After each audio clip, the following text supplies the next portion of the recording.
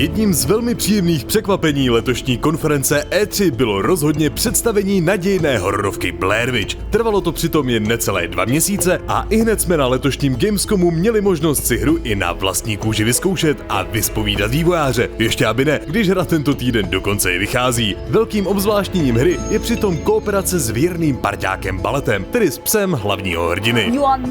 Není to pouze o komunikaci, musíte také spolupracovat, musíte využít schopnosti vašeho společníka, abyste ve hře postoupili. V našem případě máme psa, u kterého můžeme využít schopnosti jako čmuchání, stopování, možnost vykopat nejrůznější věci a nebo také mnohem pozorněji vnímá nebezpečí. Stále je to ale pouze pes, nedokáže řešit hádanky, takže je to skutečně o různorodých schopnostech a o schopnosti kooperovat. Pokud jste sami někdy záhadu Blair Witch sledovali, jistě si vzpomenete na zvláštnost tohoto snímku, tedy konkrétně na to, že byl jakoby natáčen na osobní domácí kameru. A právě z tohoto důvodu musela být ruční kamera nějak do hry implementována také. Přemýšleli jsme, jak to vlastně chceme udělat, jelikož ano, samozřejmě, nejjednodušší by bylo, když bychom hráče nechali skrz videokameru stále koukat, ale s tím jsme nebyli spokojeni. Proto jsme se rozhodli, že kameru v naší hře přímo využijeme při řešení puzzlu. Kamera totiž někdy ukazuje věci, které v reálném světě neexistují, přestože ho mohou určitým způsobem ovlivnit. Jako příklad můžeme uvést fakt, že to, co se děje na kazetách, které nacházíte na vaší cestě, se bude zároveň dít i v reálném světě. Vy ale můžete s kazetami manipulovat, čímž budete zároveň ovlivňovat i svoje okolí. A jakým způsobem to uděláte, to už je na vás. Sami z hraní můžeme potvrdit, že hrátky s kamerou působí dobře a hledání kazet důležitých pro postup je tak příjemným obzvláštněním hratelnosti. Perfektní je ovšem i celá mysteriózní atmosféra, kterou jsme mohli nasát hlavně v úvodní lesní sekvenci, kde nás něco zlověstného pronásledovalo.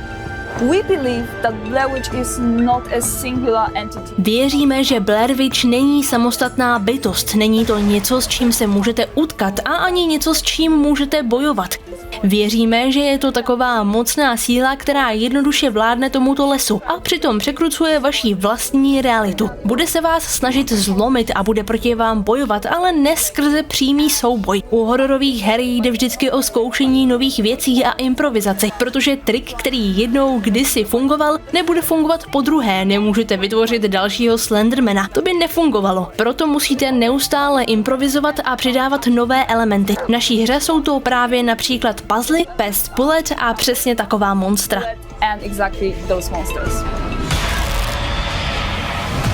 Právě spojení Baleta a Monster je přitom velmi důležité. Pes vám totiž dokáže ve vypjatých situacích pomoci, dokáže temná stvoření vycítit a nasměruje nás tak správným směrem, aby jsme mohli útoku monstra odolat. Po práci ovšem musí následovat odměna.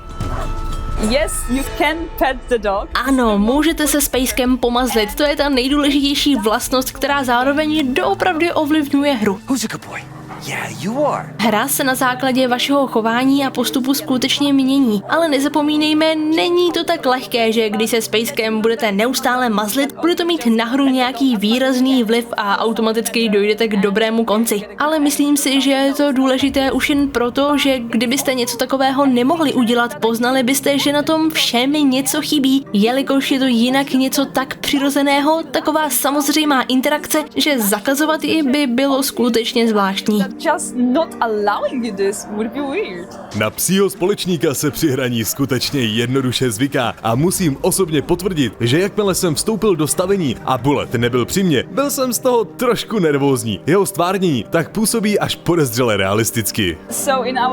V naší kanceláři skutečně máme psa. Je to Fena, jednoho z našich zvukových designérů a ano, byla využita pro motion capture a všechny příslušné zvuky, takže všechny takové zvuky jsou 100% autentické. 100% authentic belly rub sounds. Teď je ovšem otázka, jestli můžeme vývojářce věřit. Sama nám totiž přiznala, že je spíše kočičí osoba než pejskařka, ale asi ano, drbání na nás rozhodně autenticky působilo. Blair Witch je tak celkově jistě zajímavým titulem, který doporučujeme prozkoumat, zvláště když vychází ještě tento pátek.